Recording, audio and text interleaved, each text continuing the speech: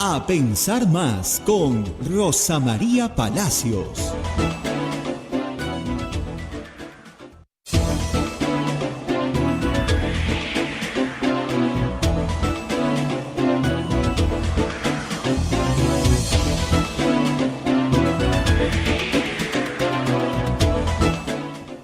De la mañana y 1 minuto en todo el país. Señoras, señores, muy buenos días. Bienvenidos a Pensar Más con Rosa María Palacios desde Radio Santa Rosa para todo el Perú y para el mundo. Estamos ya conectados con Radio Santo Domingo en Chimbote, Radio San Martín en Arequipa, Radio Cepagua en Ucayali, Radio Quillabamba TV, La Convención, Radio Madre de Dios Puerto Maldonado, Radio Huánuco en Huánuco, Radio La Voz de Ayacucho en Ayacucho, Radio Pública en Puno, Radio Moro en Ancash, Radio Cumbre en Huancayo, Radio Milenio en Satipo, Radio Estación Solar en Abancay, Radio Oriente en Yurimagua, Radio Los Ángeles en Cajamarca, Radio San Valentín en Lampa, Radio Cerro de Activa en Cerro de Paz, Correa Continental en Huanta, Onda Digital TV, Fuego TV, Quillabamba TV, que nos están con la señal de Rosa María Palacios en todo el país. Además, también estamos conectados a través del Facebook de Radio Santa Rosa, el Facebook de Radio Quillabamba TV, el canal de YouTube de Radio Santa Rosa y nuestra página web www.radiosantarosa.com.pe. Muy bien, hoy día estamos a 10 de agosto del año 2023 y de verdad que ayer hemos terminado con una historia, una noticia muy, muy lamentable, una trágica noticia que si bien no ha ocurrido en el Perú, gracias a Dios, ha ocurrido en otra parte del mundo, en Ecuador, en nuestro país vecino. Una terrible noticia que conmociona a toda América Latina y también refleja un poco de cómo estamos. El nivel de violencia. Ayer, por la noche, han asesinado al candidato a la presidencia de la República Ecuatoriana a 11 días de los comicios, al periodista de investigación Fernando Villavicencio. Esta es una noticia trágica, no solamente para Ecuador, sino para toda América Latina y para el mundo, porque esos son los grados de violencia con los que se está manejando la política. Y esto nos tiene que hacer reflexionar a todos los peruanos. El señor Fernando Villavicencio acababa de terminar un meeting en el Colegio Anderson de Quito, estaba con todos sus simpatizantes y saliendo, al subir al vehículo, recibe unos se escuchan 3, 4 disparos y el señor pues fallece. Incluso son heridos su guardia de seguridad. Hay que decir que Fernando Villavicencio ya había recibido amenazas de muerte días previos. Esta es una noticia terrible, tremenda, como vuelvo a repetir, que enluta a toda América Latina. Y esto es para que nos preocupemos y reflexionemos el grado de violencia en el que estamos viviendo, ¿no? Escuchaba la voz de Verónica Sarús, que es la esposa, ¿no? Haciendo un llamado a que se investigue y que se logre encontrar a los culpables. Las autoridades ecuatorianas salieron ahí mismo, el presidente Guillermo Lasso salió inmediatamente con un tuit comprometiéndose a investigar todos los hechos. Hay que recordar que Fernando Villavicencio, periodista de investigación, investigó mucho el gobierno del señor Rafael Correa y encontró, según las notas, hechos que complican al señor Correa en casos de corrupción. Ayer, incluso hubo manifestaciones contra Correa, es el jefe del partido, su candidata que está en competición, también, bueno, sacaron un Twitter, todo, pero la gente está muy, muy consternada y muy molesta en Ecuador. Esas son la noticia del día, la noticia que viene de fuera, pero como vuelvo a decirles, noticia que viene de fuera, pero una noticia que nos tiene que hacer reflexionar a todos los peruanos, porque el grado de violencia es muy, muy fuerte. Y terminó la cumbre amazónica. Terminó la cumbre amazónica que Rosa María también hasta tarde estaba esperando a Rosa María, ¿no? La comunicación que demuestre que había conexión con el avión presidencial. Pensábamos que iba a haber alguna señal en vivo y en directo, pero no, no ha habido absolutamente nada. Lo que sí nos hemos enterado que ha salido un documento que se llama Unidos por Nuestros Bosques, emitido pues por los presidentes, pero como dicen los expertos, no tiene mayor compromiso. Parece que es algo muy declarativo. De todo esto y sobre todo esta tragedia que ha ocurrido en Ecuador, que influye en toda América Latina, nos va a analizar Rosa María Palacios, quien ya está con nosotros. Rosa María, ¿cómo estás? Buenos días. Muy buenos días, Abel. Un día de luto y preocupación para la democracia en América Latina. Vamos a hablar de todo esto en este programa y después vamos a hablar también de propuestas para el Bicentenario, una iniciativa muy importante que un grupo de académicos está llevando a cabo. Pero primero lo primero, tenemos que cumplir con nuestros auspiciadores. La Pontificia Universidad Católica del Perú es la universidad número 1 del país en el cumplimiento de los objetivos de desarrollo sostenible. De acuerdo al ranking Times Higher Education 2023, este logro refleja nuestro compromiso por la construcción de una ciudad inclusiva, segura, resiliente y sostenible. Visítanos en puc.edu.pe. Muy bien, y usted también nos puede ayudar. Siempre se lo pedimos todos los días. Puede capturar el QR que aparece en pantalla y hacer una donación a través de cualquier billetera electrónica. Si no está en el Perú, si no tiene billetera electrónica en el Perú, puede hacerlo a través de cualquier tarjeta de crédito. Es un sistema muy práctico, se llama PayPal. Entra usted a la web de Radio Santa Rosa, es un sistema muy seguro. Lo único que tiene que hacer es seguir las instrucciones en www.radiosantarosa.com.pe sin moverse de donde está. Facilísimo. ¿Me está viendo? Captura el QR y ya está. Perdón.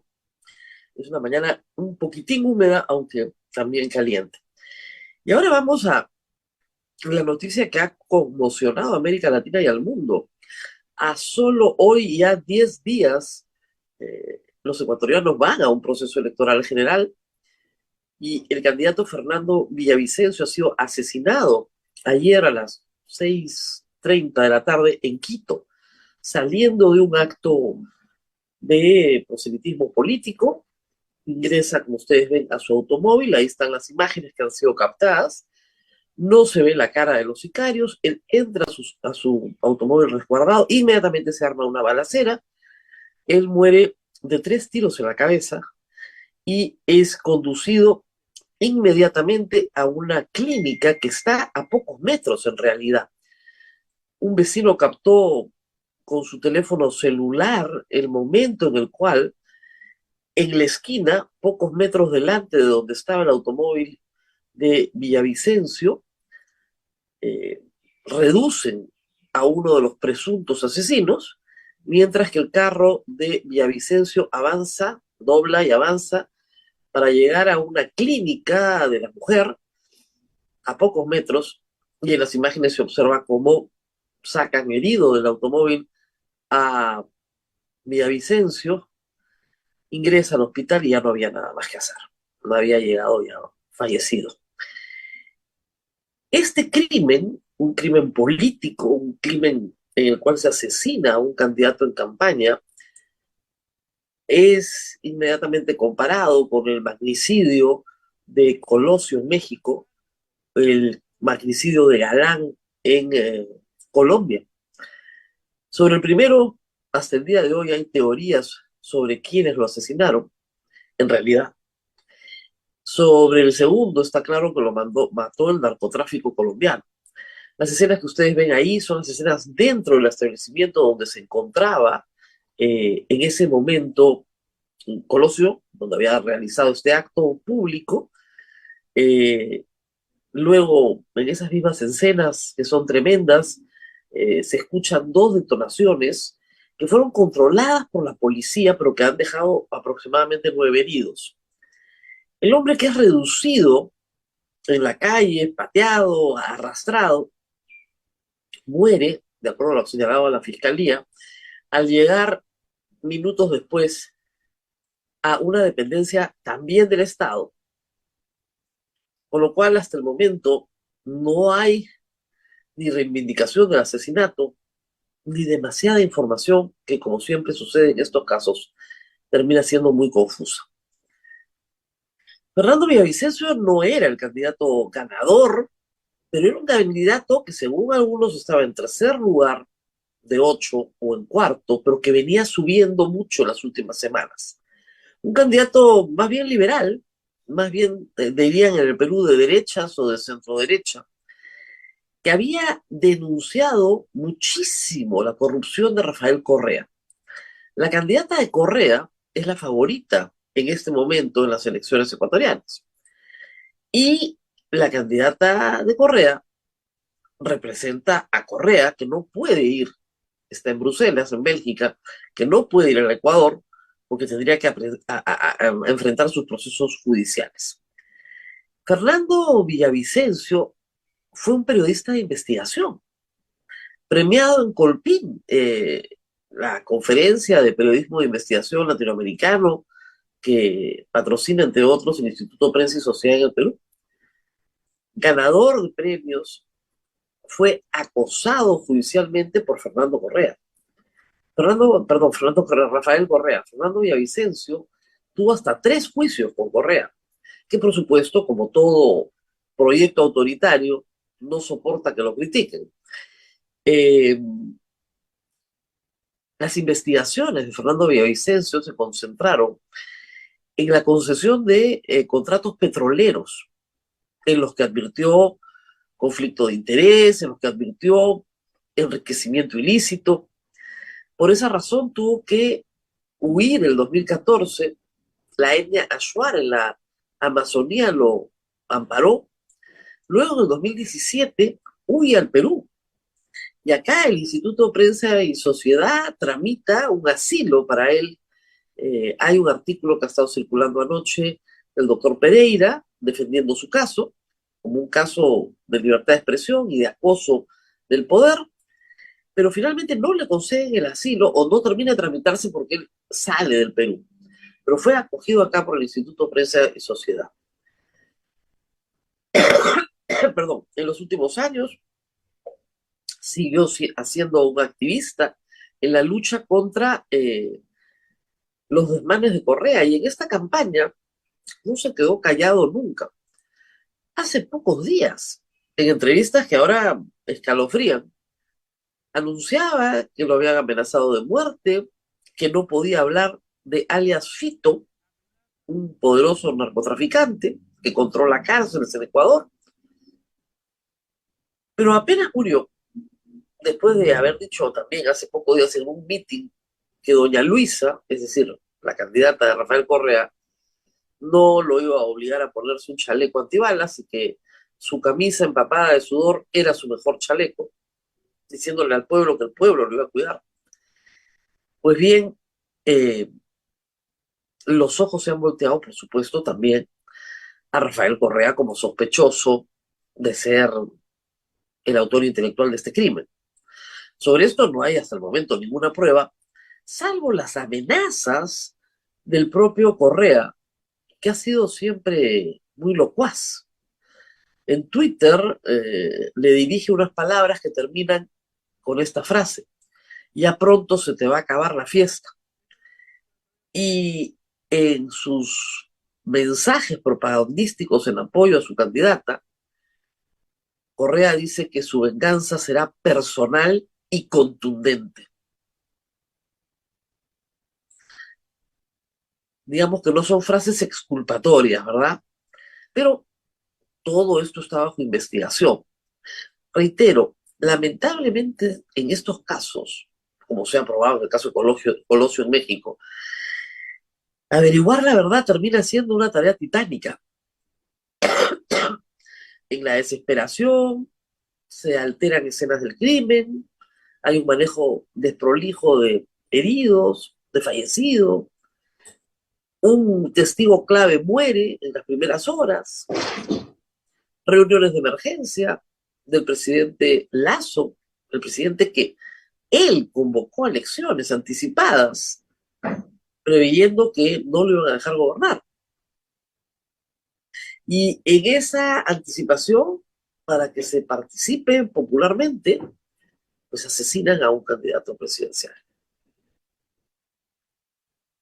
Esto hay que decirlo, causa mucho temor en toda América Latina porque estas conductas, lamentablemente, terminan siendo transnacionales, se importa, convirtiendo a la política en una actividad de altísimo riesgo de vida.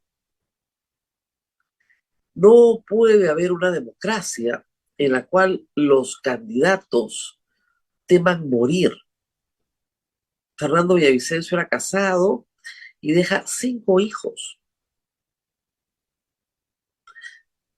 Y las probabilidades de que su caso alcance la justicia que merece son bastante remotas.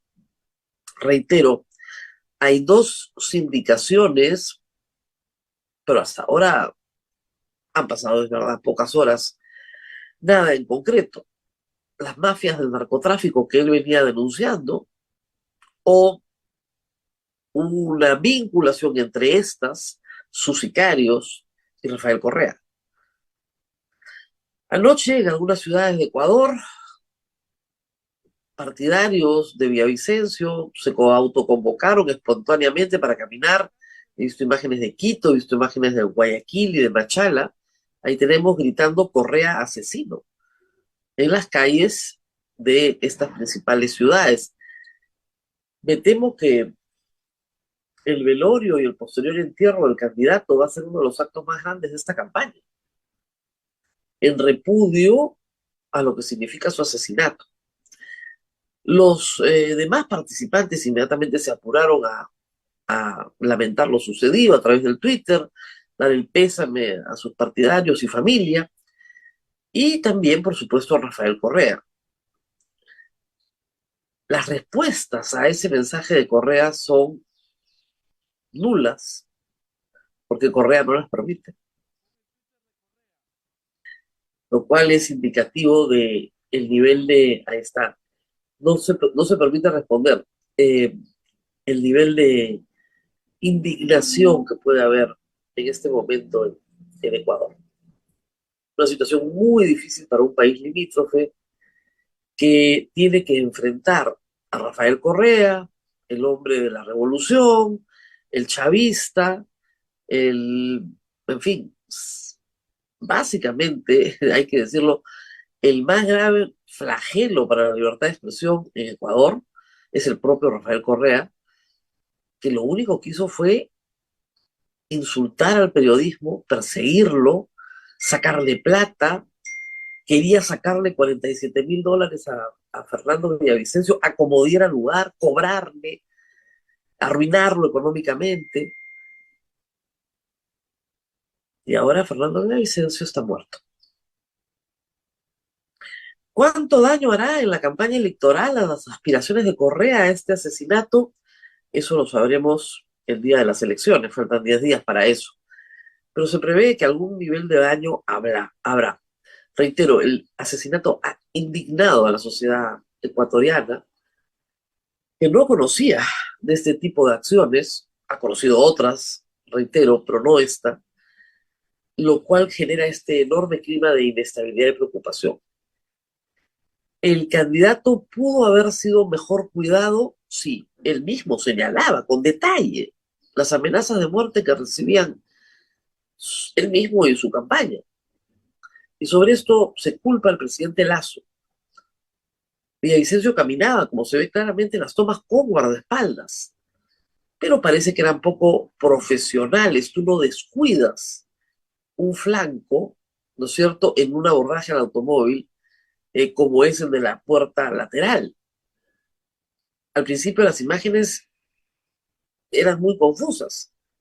Muchos decían, si ya estaba dentro del carro, ¿cómo es que lo han matado? Sus guardianes descuidaron el otro flanco del carro por donde se acercó rápidamente él o los sicarios. Hay uno fallecido, pero se supone que fue más de uno. ¿Quién es ese otro? ¿Dónde está? ¿Está identificado o no? Se asesinó al sicario que uno ve claramente estaba vivo, rendido en el suelo, pateado, golpeado, reducido, pero vivo. Todas esas preguntas están sobre la mesa y no tienen respuesta. Reitero, a 10 días de las elecciones. Lo que ha dicho el presidente Lasso es que las elecciones continúan, lo ha dicho también el Tribunal Electoral, no hay ningún suspenso en la elección. La candidata Luisa, la favorita de Correa, su candidata, suspendió sus actividades ayer, en medio de un meeting, lamentó la muerte. Otros candidatos también suspendieron sus actividades ayer. Pero hay que decir que todos corren peligro. Porque no creo que Fernando Villavicencio sea el único que va a luchar contra el narcotráfico de Ecuador. ¿O era Fernando Villavicencio la única amenaza? Como les reitero, mucho por investigar, mucho por descubrir hasta dónde llega la penetración del delito en la política ecuatoriana. Son preguntas que están ahí y no tienen respuesta, pero sí causan el terror que han causado y la pena y la tristeza por una muerte inútil de un hombre que era muy valiente. Anoche me he pasado mucho rato viendo sus declaraciones en entrevistas, su desempeño como líder político. Tenía, tenía popularidad, tenía un nivel de arrastre. Reitero, no era el favorito, pero algunos decían que estaba tercero o cuarto y que de esa posición expectante venía creciendo. Fue detectado por las mafias o por sus adversarios políticos como una amenaza real. Las investigaciones de Villavicencio van a ser visitadas estos días. Y de repente en esas investigaciones que han sucedido durante todo este siglo, se encuentren las claves de por qué era necesario para alguien mandar matar a Fernando Villavicencio. Es posible que en la revisión de esos trabajos de investigación y en los que anunciaba, porque anunciaba hace pocos días que iba a entregar información sobre los delitos cometidos por Rafael Correa y su vicepresidente Glass. De repente ahí está toda la información que puede llevar a las autoridades ecuatorianas a encontrar al asesino de Fernando Villavicencio. Muy bien, eso ha sido lo más importante que ha pasado, por supuesto, en América Latina y que va a tener los ojos del mundo puestos sobre Ecuador y sobre la región. Pero algunas otras cosas han pasado y creo que son importantes decirlas. En el tema judicial y sobre todo en el tema de fiscalía, las cosas se están complicando cada día más, porque procesos que parecían importantes y emblemáticos se comienzan a caer. Esto se ha sabido recién ayer, pero hace ya unos días, se archivó un proceso contra Nadine Heredia, un proceso que era importante porque se le imputaba el delito de usurpación de funciones. Esto se inicia en la Comisión de Fiscalización del Congreso, la que se instala, ¿no es cierto?, el Congreso que se instala del 2019 al 2020, y se le acusa y la Fiscalía, no la fiscal de la Nación, porque no se trata de un funcionario público, pero la Fiscalía asume el caso. Y colocar a Nadine Heredia como una presidenta de facto una usurpadora de las funciones presidenciales, hacía que el caso, por ejemplo, de gaseoducto tuviese sentido. Ella es la primera acusada. Como si ella hubiera tramitado los contratos, ella hubiera tramitado la licitación. El caso se ha archivado sin pasar a la fase de investigación preparatoria. Se archivó. Claro, eso no va a tener las portadas que tuvo el anuncio de que se iniciaba una investigación, pero creo que es un caso emblemático para entender que a veces damos unas portadas estridentes a algo que en el paso del tiempo simple y llanamente se va a caer porque no tiene pies ni cabeza. Un segundo ejemplo de esto es el caso de Pedro Pablo Kuczynski. Ayer estuvo su abogado en el programa de Canal DN, Octavo Mandamiento, de Jaime Chincha, y ha recordado y puntualizado algunas cosas que tampoco se han puesto en primera plana. La primera de ellas es que Pedro Pablo Kuczynski ha ganado una acción de amparo en favor de su hija respecto a los inmuebles incautados hace más de 6 años. Pero Pablo Kuczynski deja de ser presidente en marzo del 2018. Al día siguiente le incautaron sus propiedades, incautado, cuando pudieron perfectamente haber trabado un embargo para garantizar el pago de la reparación civil. Si es que lo que preocupaba era la reparación civil.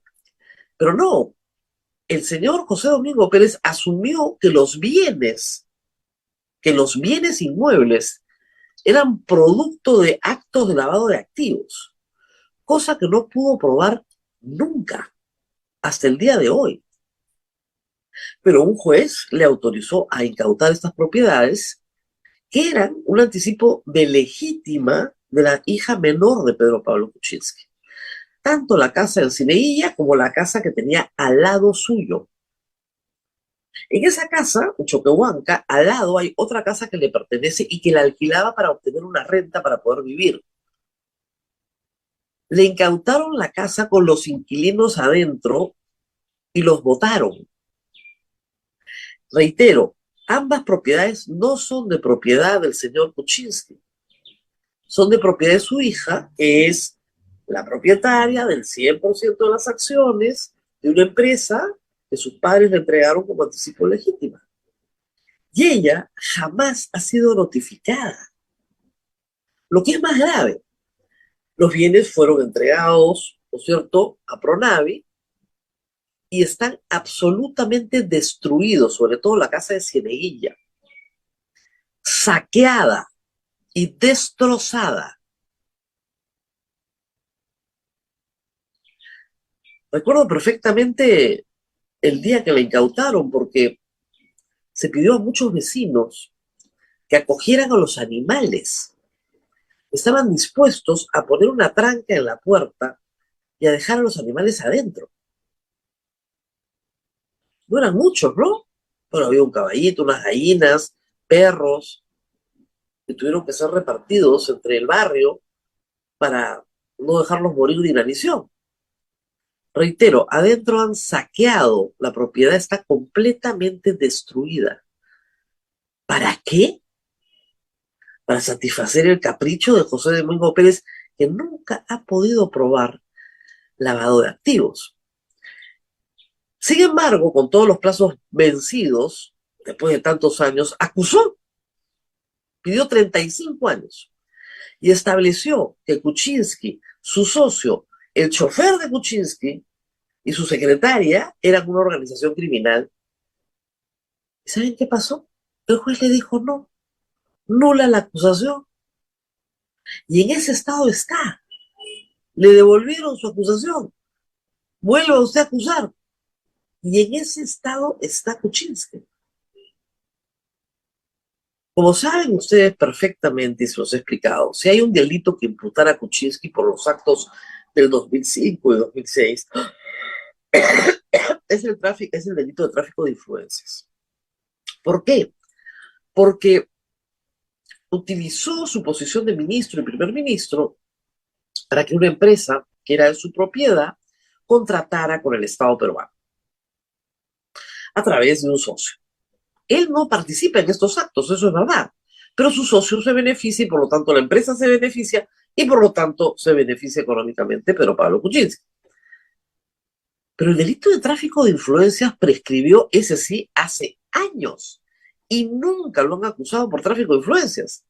Lo han acusado de frente por lavado de activos, porque el lavado de activos tiene un plazo de 15 años.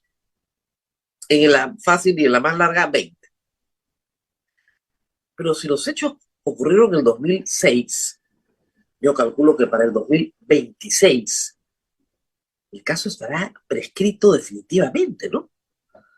¿Lo va a perseguir hasta el 2026 José Domingo Pérez?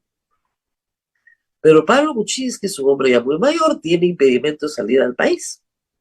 En un caso. Y no puede salir de la provincia de Lima, no puede ir más allá de Pucusana en ese mismo caso. No puede hablar con su chofer, ni con la secretaria, que lo único que hizo fue tener una cuenta mancomunada con él para pagar cosas domésticas durante todos los años que Kuczynski no vivió en el Perú. Esa es la organización criminal. La secretaria y el chofer. Porque no tiene a quién poner José Domingo Pérez. ¿Por qué les cuento todo esto? Porque hay que decir que la fiscalía está fuera de control. Hace bastante tiempo. Pero estos casos ejemplifican eso. Y la última de la fiscalía es imputar lavado de activos por la defensa del fraude. Y acá hasta el escrito está mal hecho, porque solicita ampliación de diligencias por delito de lavado de activos, pero luego el texto habla de financiamiento ilícito de campaña. Y son dos tipos penales diferentes. No es el mismo tipo penal. O sea, ya estás hablando de impericia, ¿no? Una cosa es que yo reciba fondos de campaña y no los declare a partir de agosto del 2019, eso es delito. De acuerdo. Hasta donde sé, todo lo que se recaudó para financiar $400,000, más o menos 1,000,000 y tantos soles, la defensa de Fuerza Popular frente al Jurado Nacional de Elecciones fue entregado en especie, la mayoría, porque era trabajo, horas de trabajo de estudios de abogados, que fueron notificadas a la OMPE y liquidadas ante la OMPE. Ahí no hay ningún lavado de activos. Y por último, si se hubiera entregado dinero al partido de manera ilícita, tienes el tipo penal de financiamiento ilícito, pero no de lavado de activos. Impresionante. Mientras tanto, mientras esto ocurre con casos emblemáticos, Nadine Heredia, Kuczynski, Keiko Fujimori, es decir, los sospechosos habituales, que nunca son condenados, se han fijado ustedes, ¿no? Nunca hay condenas. Años de años. ¿Por qué será? Dos posibilidades. O no han cometido esos delitos y no hay cómo probarlo, y se les van a caer todos los casos. Cuando debieron concentrarse en los casos que sí podían ganar, porque había prueba. O la política peruana ha estado sometida en los últimos 6 años, 5 años, a los malabares de unos fiscales que están absolutamente fuera de control. Y de unos jueces muertos de miedo, hay que decir, porque los fiscales jamás consiguen una medida por sí mismos. Jamás. Un fiscal se somete a un juez y el juez es el que decide. Bueno, han comenzado algunos jueces en el Poder Judicial a decir, oye, un momentito. En el caso de Kuczynski, su amparo ha tenido que llegar a la Corte Suprema. En el caso de Nadine Heredia es una juez. En el caso de la devolución de la acusación por 35 años contra Kuczynski es un juez, el juez Chávez Tamares. Pero, mientras tanto, gracias a la encerrona, me he enterado esta mañana, que un congresista más se ha beneficiado de la ley Soto, ¿Quién? Bueno, en un caso muy conocido, el congresista Flores. El congresista Flores iba muy contento con su esposa China, de invitado, todo pagado, estaban encantados, y ¡ti! Se prende la alarma en el aeropuerto. Señor, usted está requisitoriado, no puede salir del país. Yo, señor, sí, señor. Lo regresaron a Puno, requisitoriado, custodiado, llegó a Puno, se presentó, lo, lo declararon en libertad porque se presentó un delito de peculado. ¿Por qué delito de peculado? Porque la fiscalía acusaba al señor Flores de haberse apropiado de 15.000 soles por el supervisor de su obra. En Puna, era supervisor de una obra pública en Puna. Años atrás, hace 10 años.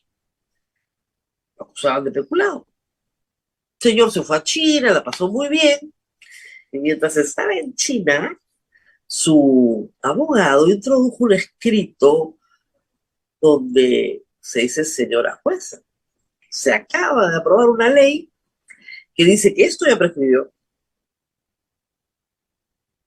Es el segundo congresista del que tenemos conocimiento. La investigación la ha hecho Luis Omar Fernández para La República, segundo congresista del cual tenemos conocimiento que se ha beneficiado con la ley Soto para que su delito prescriba. No es, pues, ¿no? Como se decía, Kuczynski, Susana Villarán, Toledo. No, no, no, no, no. Son los congresistas. El congresista Flores sí es autor de la ley. Ah, sí. Es decir, aparentemente promovió la ley. Pero igual, reitero, así tú no promuevas la ley. Si tú votas o participas de alguna forma en un debate, una ley que te favorece, tienes que levantar la mano y decirlo.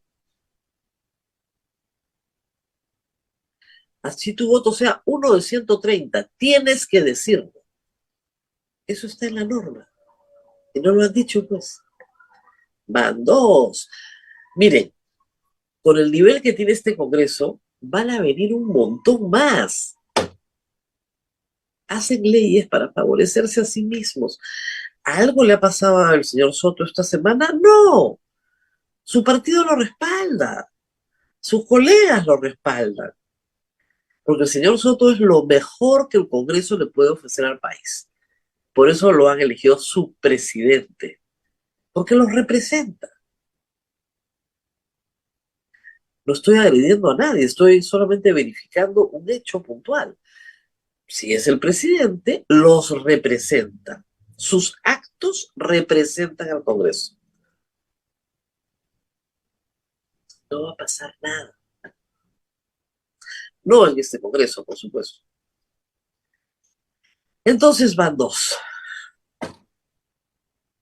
Vamos a hacer una pausa y regresamos con Miguel Castilla para hablar de las propuestas del Bicentenario. Pero le voy a robar una preguntita también sobre estos disparates que estamos viendo fiscales, porque hay que decirlo, él también es una víctima. Vamos a la pausa y regresamos.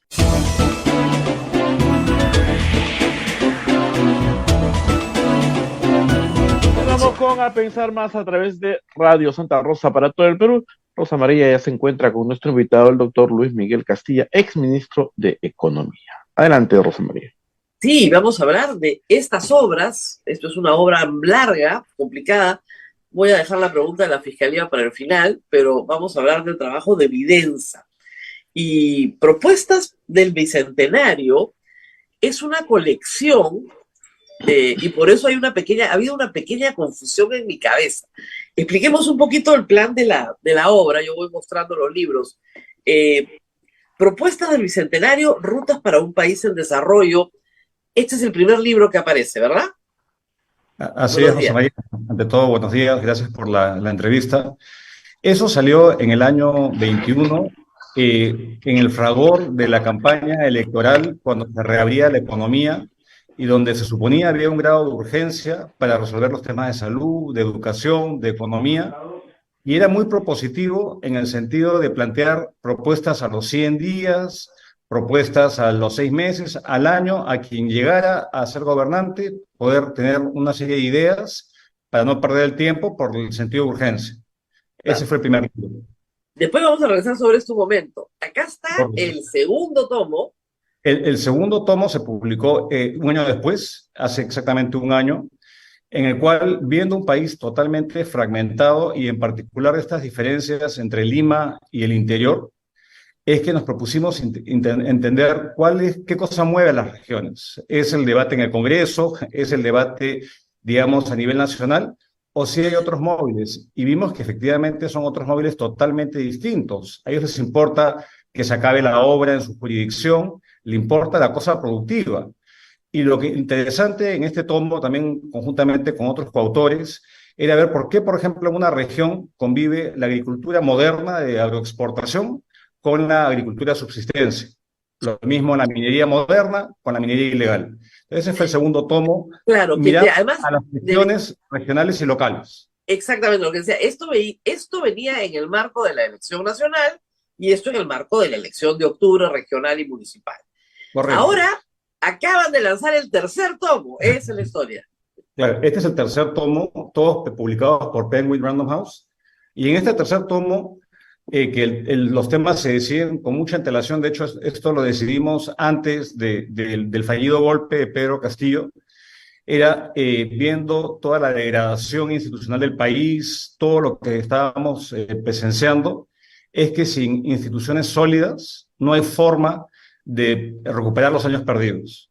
Entonces, en este caso nos metemos a temas duros como reforma política, con Milagros Campos, como una lucha efectiva contra la corrupción. De hecho, a tono con tu comentario inicial, con José Ugaz, los temas de meritocracia que han sido tan vapuleados por los últimos gobernantes, con Yaneri Boyer, ex jefa de Servir, los temas de seguridad, criminalidad con Ricardo Valdés, más otra serie de autores en temas de educación, salud, agua, y acá con la idea de decir, oye, no podemos darnos el lujo de estar esperando una elección, sino nuevamente adelantemos propuestas institucionales, porque el Perú, si hay un gran mensaje de este libro, es que con el tipo de institucionalidad que tenemos, y pese a tener excepciones notorias, que todos las conocemos como el Banco Central y otras entidades, no va a seguir desarrollándose con la precariedad que tenemos en el sistema político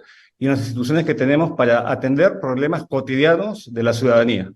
Ese libro fue lanzado la semana pasada en la FIL y esa es la clarificación del trabajo que venimos realizando desde Evidencia Instituto, que congrega una serie de expertos, de personas con experiencia en la gestión pública para contribuir ideas, propuestas y que ojalá tengan eco en quienes tienen capacidad decisoria en el país.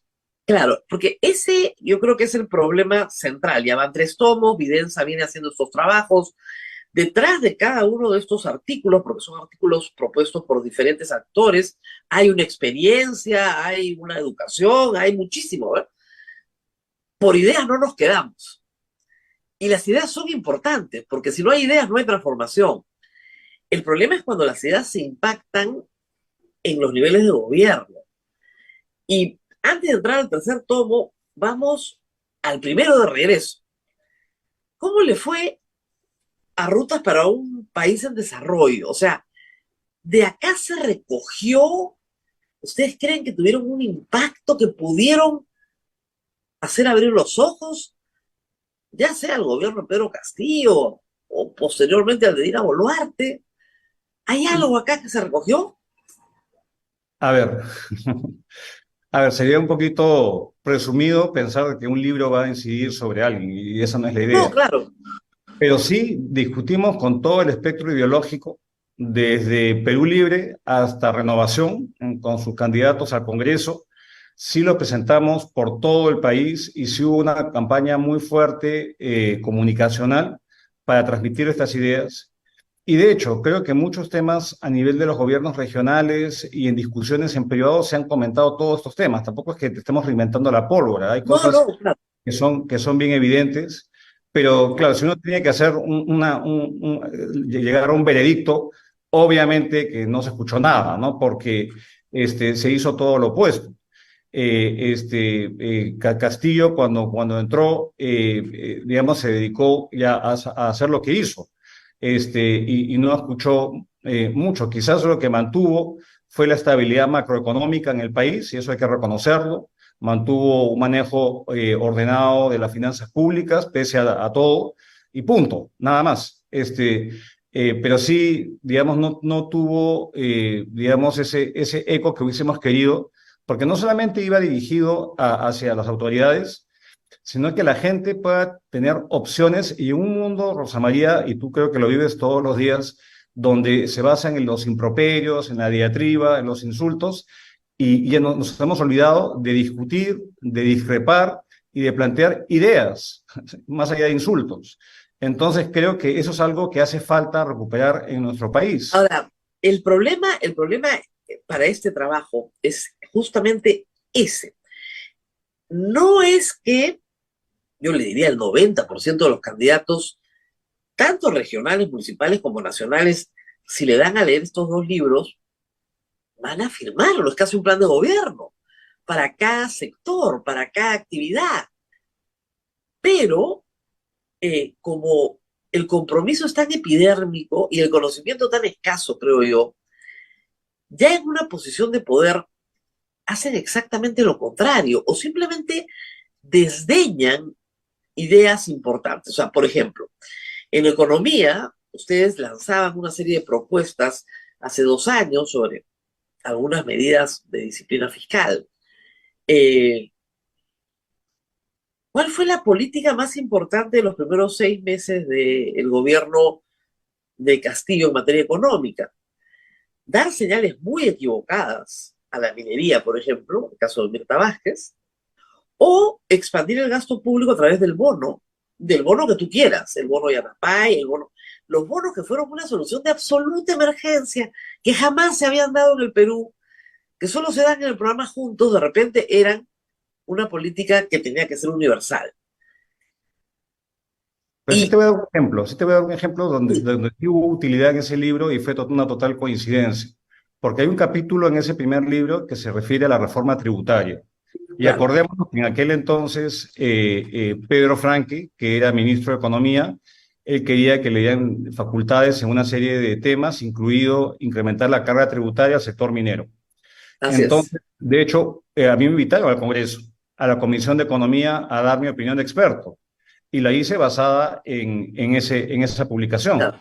Y en esa publicación concluye que lo que tenemos en el país es un tema de incumplimiento, no tenemos un tema de tasas bajas y que estábamos introduciendo una cantidad de ruido y de incertidumbre regulatoria que lo que hacía era espantar a la inversión que se requiere justamente para que paguen impuestos y para aumentar los ingresos disponibles al Estado. Entonces, sí se utilizó en esos ámbitos. Igual, por ejemplo, la insistencia que hizo Janice Seinfeld en su momento en el tema de salud tan importante saliendo de la pandemia, de reforzar el primer nivel de atención, cosa que en privado todos acordaron, pero Claro, lamentablemente a recatafila de autoridades tan deficientes que tuvimos en el sector salud, digamos, no se hizo, incluso se retrocedió es con que, toda... digamos, nadie en el sector salud, con los que yo he conversado durante años, podría oponerse a algo tan sensato como reforzar el primer nivel de atención. A veces lo que desespera, debo decir, del poder es que las ideas ya están sobre la mesa, no son controvertidas, son ideas razonables, sensatas, ¿no? Vacune más, ¿no? Llegue a los niños primero antes de que se enferme. Este, dele agua potable al pueblo, que es lo que necesita para no enfermarse, ¿no? Ideas tan sensatas sobre las cuales no hay controversia. Se supone. Se Se supone. supone, claro.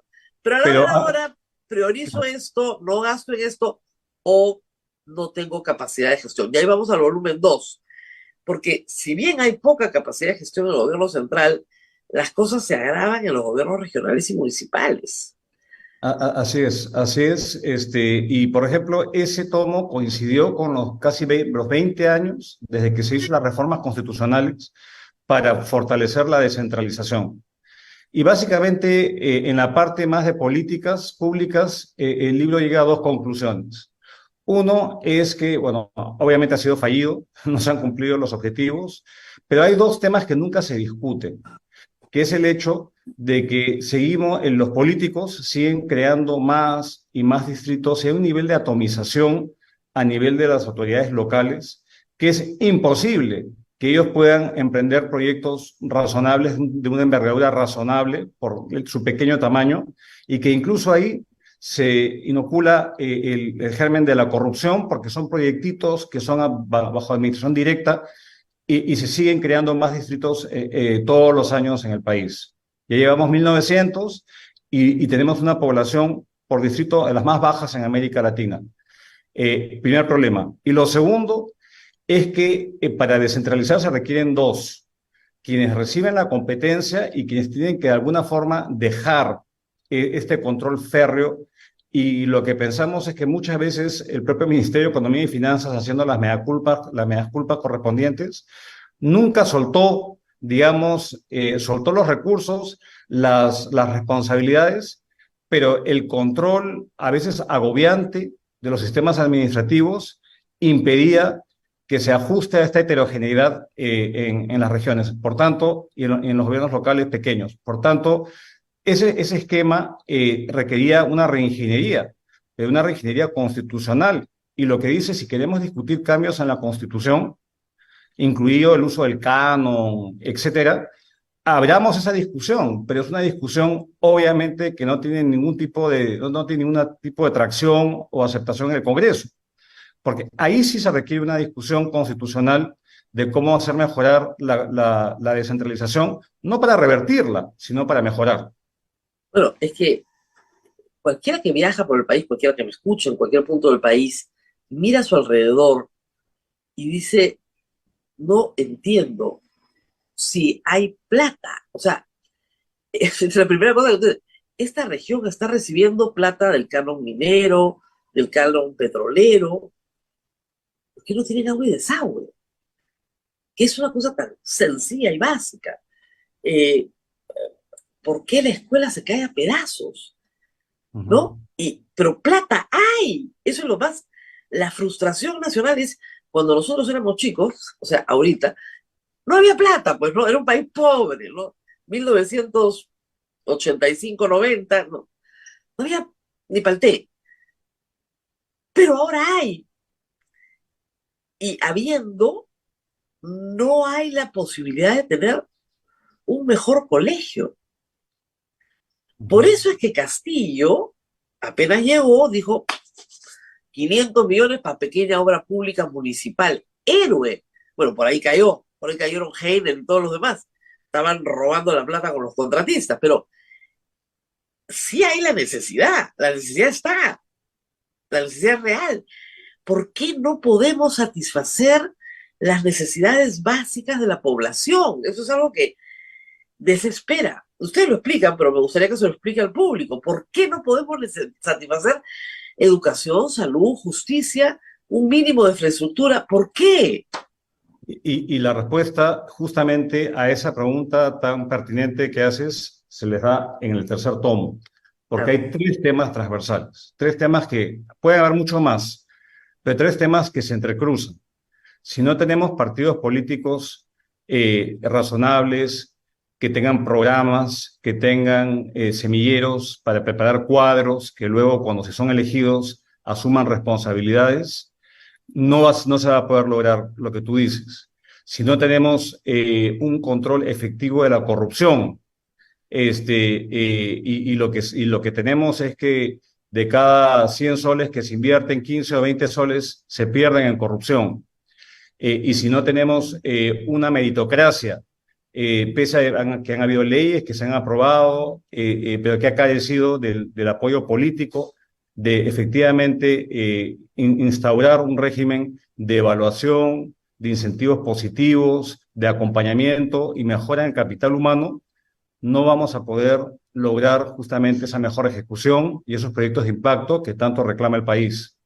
Entonces, justamente al ver esa frustración de tener plata, que ojo que se puede acabar, porque si la economía no crece, se acaba la plata, no vamos a poder avanzar. Entonces, el país tiene un severo problema institucional Y reformarlo ha sido muy difícil. Ha sido solamente en épocas de crisis total y absoluta en los 90, que fue la última ola importante de reformas que cambiaron totalmente al país.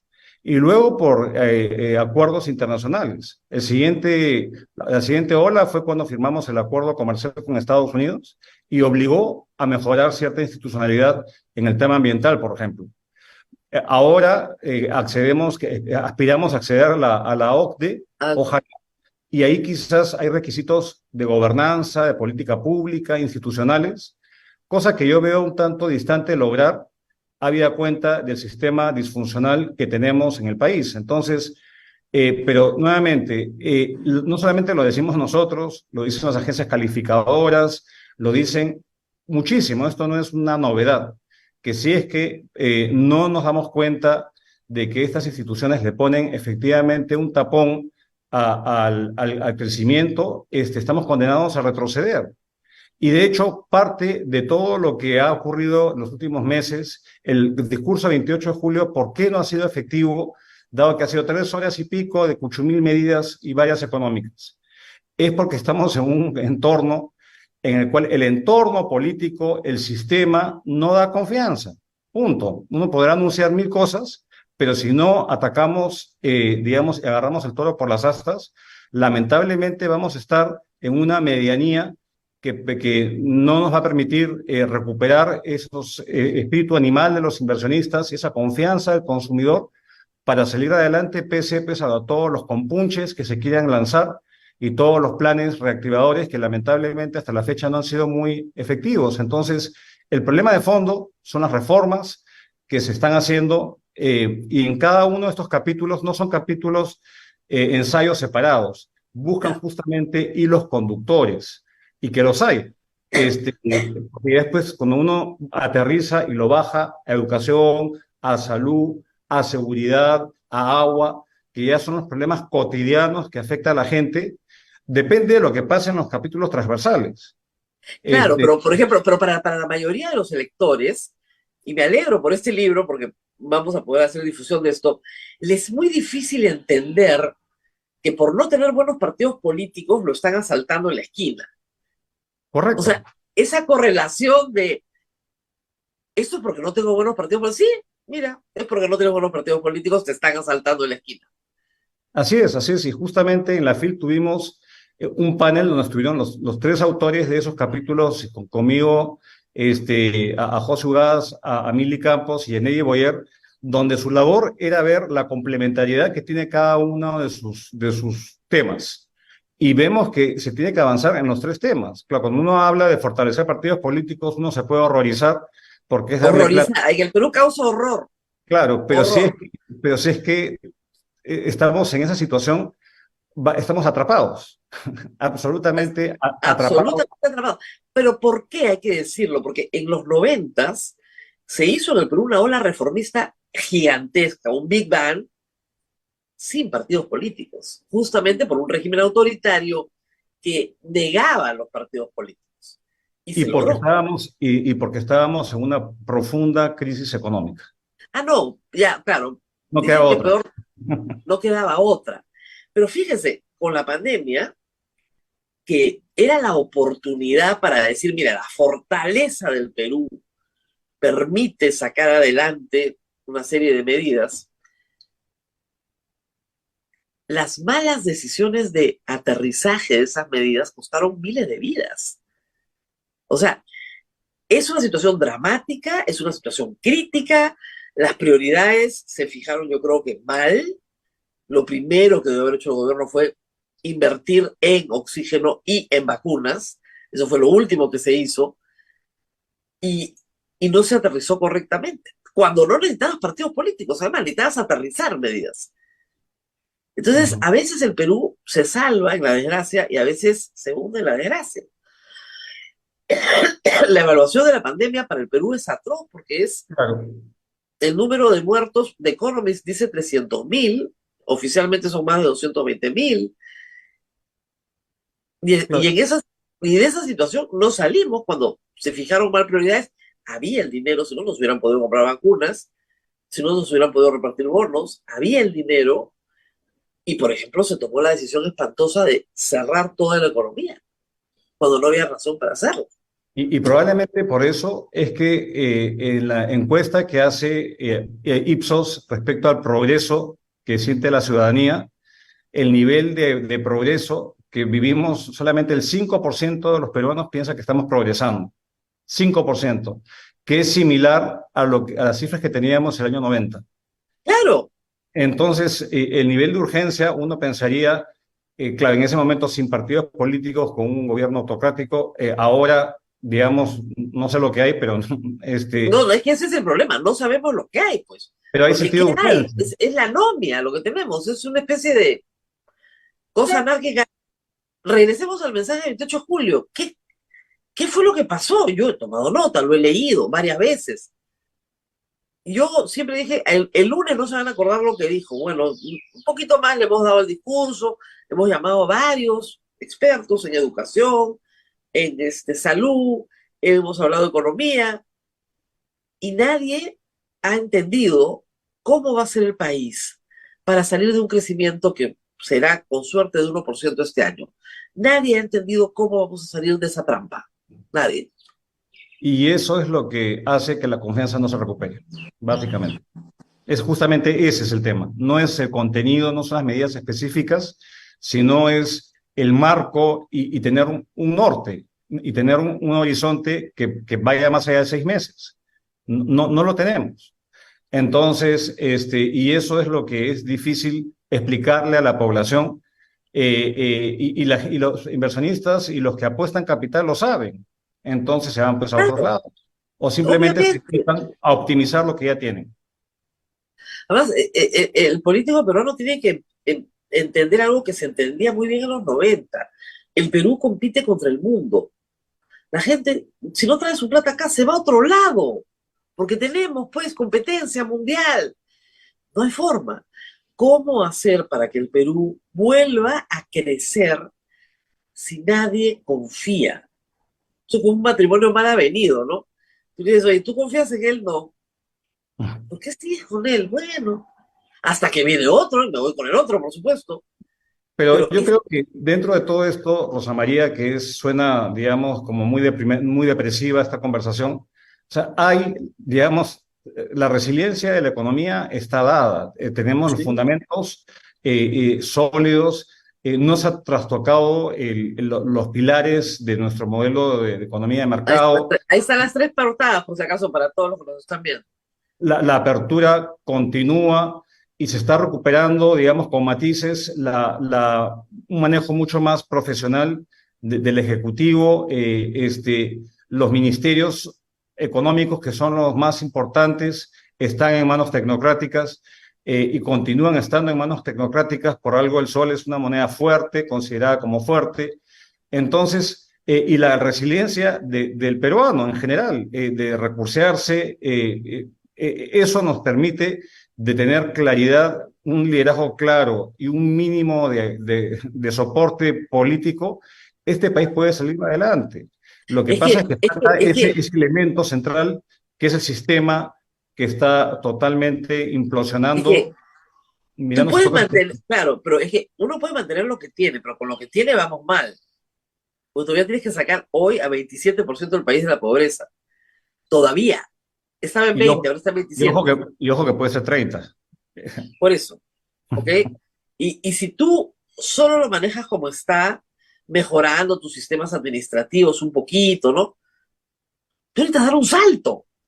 Estos libros, yo los he leído, proponen dar saltos, Sí. saltos muy buenos, son muy buenos planes, y las ideas están.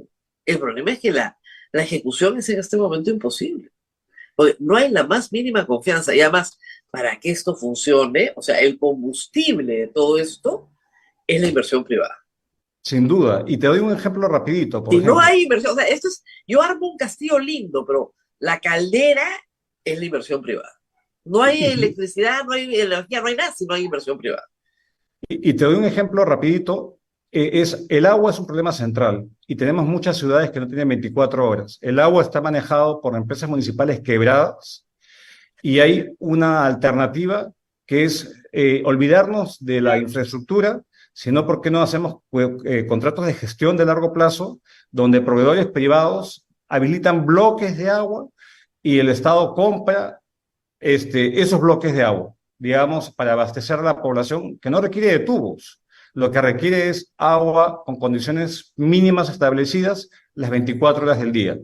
Eso, que suena como, interesante, obvio, eso te podría resolver en tanto se reforme el Estado, haces la nueva ley de compras, etcétera, etcétera, etcétera. Tú puedes tener soluciones rápidas, que de hecho, salud es un buen ejemplo. En salud hay pocos, pero han habido hospitales de salud que se han optado por mecanismos de público-privados en Sí, bata, en bata hasta bata gris, bata verde, bata blanca ya hay cierta alergia porque se puede considerar como una privatización de la salud, pero eso lo que hace es que la gente consiga citas a tiempo y no se muera pues esperando que la atiendan en un establecimiento público. hay un hospital de salud en Lima, el de Mirel Trujo, me parece, que funciona como un reloj, pero que no quieren mucha publicidad, no vaya a ser que los critiquen, pero Así es, funciona hay como dos, un reloj. hay dos, hay Dos, dos.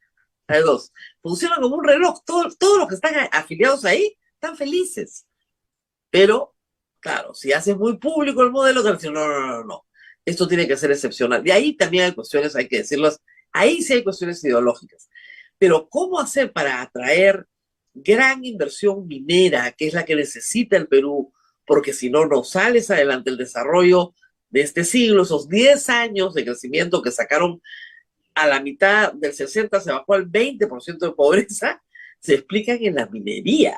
O sea, ese es el motor del desarrollo peruano. Y los Correcto, proyectos están sobre la mesa.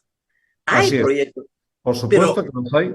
Y los mineros han cambiado. Hay minería que es muy consciente de que si no logra que los beneficios, digamos, sean percibidos de manera fuerte por la población.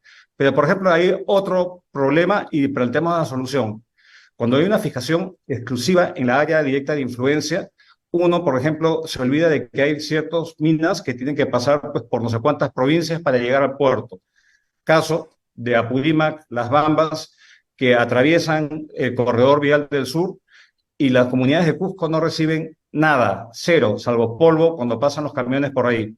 Entonces, ¿por qué no planteamos una discusión para redefinir las áreas de influencias a que incluyan estos corredores logísticos de exportación, por ejemplo?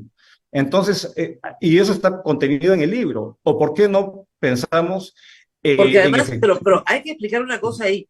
La relación comunidad-mina en los últimos 10 años ha tenido una enorme transformación también, porque ya no es el tema ambiental, es el beneficio particular, cuánto me toca a mí. Correcto. Y eso ha cambiado notablemente y uno lo ve en las protestas. Cada comunero quiere un beneficio personal para él y para su familia, ¿no? Y quiere que le den puesto de trabajo a él o a su hijo o a su nieto, quiere un contrato con la mina para ser proveedor, o sea, quiere rentas perpetuas de la actividad minera. No quiere necesariamente que no haya mina, no, sí quiere la mina, pero bajo sus términos. Claro, y el problema de Entonces, eso es que se puede convertir en extorsión en algunos casos, ¿no? no, no se puede, no, se ha convertido en varios casos, ¿ya? Porque te Claro que toman sí. la mina, pero lo que hay en la sustancia es, mira, mi intermediario, que es el gobierno regional, gobierno central, gobierno regional, gobierno municipal, hasta incluso mi líder comunal, a mí no me funciona. Entonces Ujú. necesito que tú llegues a mí directamente, sin intermediarios.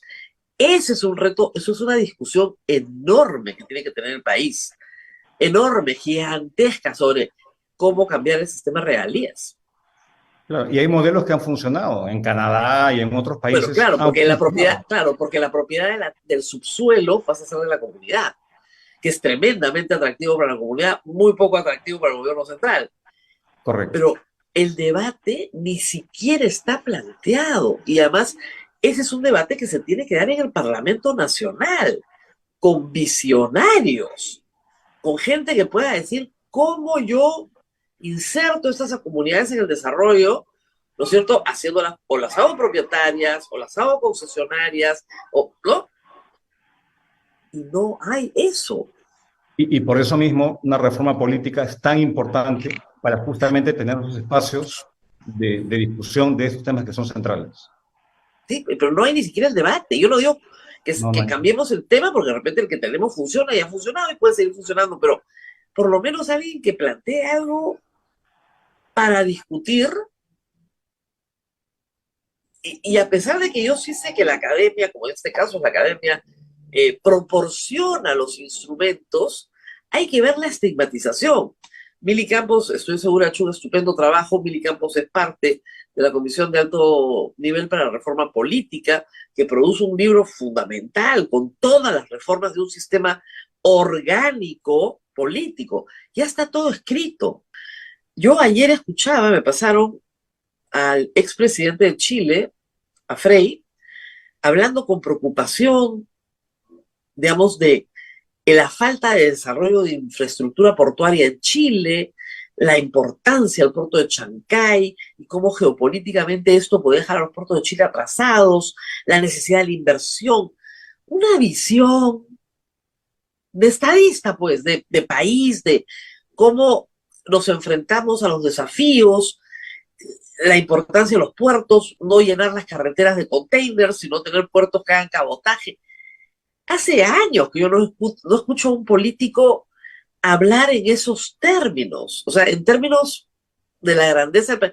Creo que el último que lo hizo fue Alan García, que para eso era muy bueno, también hay que decirlo, pero no está el debate. ¿Y dónde está ese debate? En la academia, porque la academia, acá tenemos un caso, no quiere regresar a la política. Doctor, usted no regresa a la política, pero ni muerto, salió escaldado. Ni muerto. Ni Ni, muerto, lógico. ni muerto, y Entonces, es una gran pena porque vocación de servicio la hay, ¿no? Ahora uno puede claro, competir de distintas formas, pero hay todos los desincentivos, ¿no? Para entrar bien intencionado a la política y es una trituradora, ¿no? Lamentablemente. entonces, bueno, yo me atrevo a decirlo porque, digamos, siempre lo he usado de ejemplo en este programa, ¿no? Le han prohibido salir durante años del país, donde tenía un puesto bien ganado en el BID, trabaja muy bien en el Perú, en un caso que no es un caso y debería ser archivado.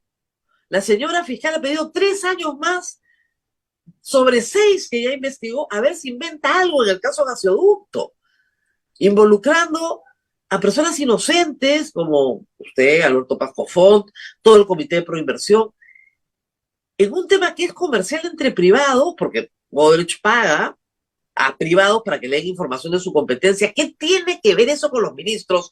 Cero.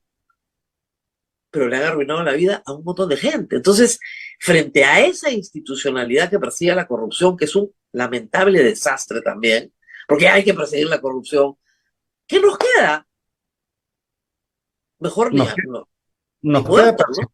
Nos queda persistir en que si no tenemos instituciones que funcionen, incluido el Poder Judicial y la Administración de la Justicia, no vamos a poder seguir adelante.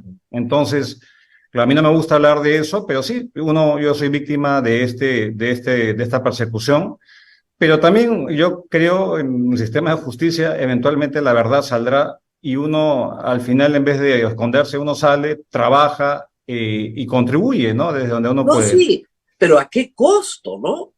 ¿A qué costo? Es un costo enorme. O sea, digamos, no todo el mundo está dispuesto a asumir ese costo. No, O sea, sin si a duda. mí me dicen, mira, a mí me encantaría un chico joven de, no sé, pues 30 años, recién egresado de una maestría fuera del Perú en economía, que tiene todo el perfil para ser un excelente servidor público, te puede decir, mira, yo no quiero terminar como Miguel Castilla porque al pobre lo han perseguido 6 años por hacer su trabajo bien.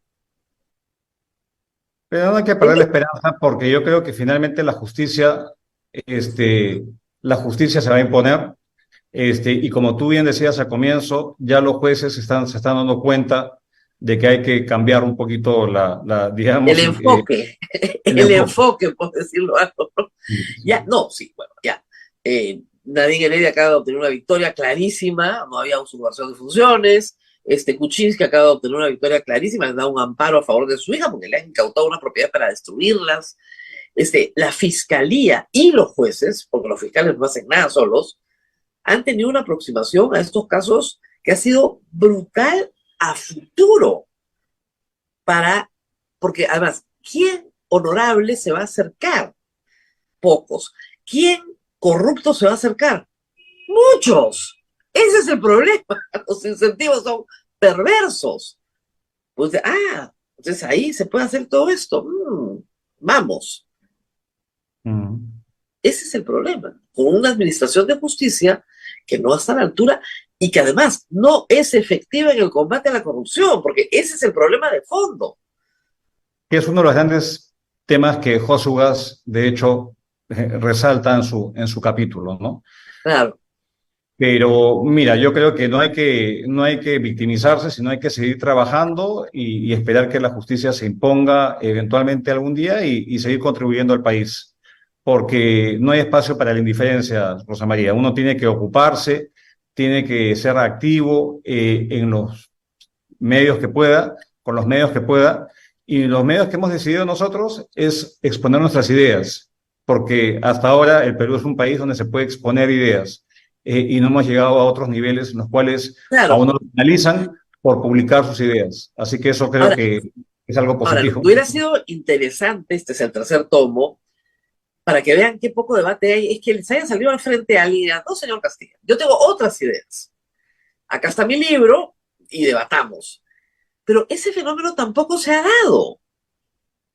Sí, no se da, aunque se da, pero no es público y hay mucha discusión. Nosotros tenemos espacios semanales en Twitter Space, donde incluso abrimos a quien vaya a entrar y sabemos a lo que nos exponemos de Claro. gente que va y entra, pero hemos tenido espacios donde hemos discutido temas que son polémicos, ¿no? ¿Hubo o no hubo exceso de fuerza durante al comienzo del año, durante la convulsión social? ¿Cuál es el costo de la contrarreforma educativa con Jaime Saavedra? Y una infinidad de cosas hemos traído la experiencia. Pero ahí no hay mucho debate, ¿no? O sea, Jaime No. Saavedra va a decir lo que todos sabemos, que lo que No, están no, pero- haciendo pero todos están los que- destruyendo la economía, la educación. Pero ese es pero todos los que participaban en el Twitter Space, digamos, no necesariamente estaban muy complacientes con lo que él decía, ¿no? No, yo pedían- lo sé, pero digamos, no tienen la autoridad de Jaime Saavedra. Uno tiene, para hablar de un tema, tiene que tener pues autoridad, ¿no? Claro. Ese es el problema, ¿no? Te doy otro ejemplo. Cuando hubo ese fallo del TC respecto a la deuda tributaria, trajimos a Luis Alberto Arias, que es una persona Ahí- con ahí una sí hay problema. postura, y en el otro lado tuvimos a María Julia Sáenz, que es una profesional muy, muy valorada, pero que trabaja pues en una empresa de asesoramiento en temas tributarios. Claro. Entonces, ahí hubo un debate y eso es lo que más se requiere, es debate. O Claro. cuando teníamos la tasa de interés y hay que subirla o bajarla, Waldo Mendoza tenía una posición, Carlos Oliva tenía otra posición. Y hubo el debate. Entonces, ese es el punto. Claro, pero ya estás, digamos, Situaciones. esos debates que son muy interesantes parten de un piso, ¿no? Más o menos homogéneo. Ni a Carlos Oliva, ni a Waldo Mendoza se les va a ocurrir gritar Asamblea Constituyente, cambiemos el capítulo económico de la Constitución. Ya estamos ¿no? En la pirámide, un poquito más arriba en el debate, ¿no? Y estoy segura que a ninguno de ustedes les parece correcto que la policía dispare contra civiles, ¿no es cierto? Obviamente. Obviamente, hay un piso ahí de derechos humanos fundamentales, ¿no es cierto? Y sobre eso podemos discutir la metodología, pero nadie va a avalar 49 muertos por proyectil de arma de fuego que sale de la Fuerza Armada, ¿no es cierto? O de la Policía Nacional. El problema es ese, que si hay debate, normalmente está en el piso más bajo. Pero algo que hemos estado haciendo, Rosa María, ha sido recorrer el país. Y una cosa sorprendente es que están muy ávidos de discutir y polemizar. Yo he estado en Ayacucho, yo he estado en Moquegua, he estado en Cusco, en Arequipa, y no necesariamente con gente que puede ser muy afín a mi pensamiento más liberal. No. No importa, la idea es discutir con respeto y discutir ideas. Yo he ido a defender mis puntos de vista y al final llegamos a entender nuestras discrepancias, por lo menos. Y eso ya es un avance. Y yo creo que quizás acá en Lima estamos mucho más, digamos, es mucho más superficial, pero uno va al interior y creo que hay mucha demanda de debate de ideas y especialmente de llegar a soluciones a los problemas cotidianos de la persona a pie. Y yo creo que esto es una carrera de larga distancia, no es, digamos, no es 100 metros planos.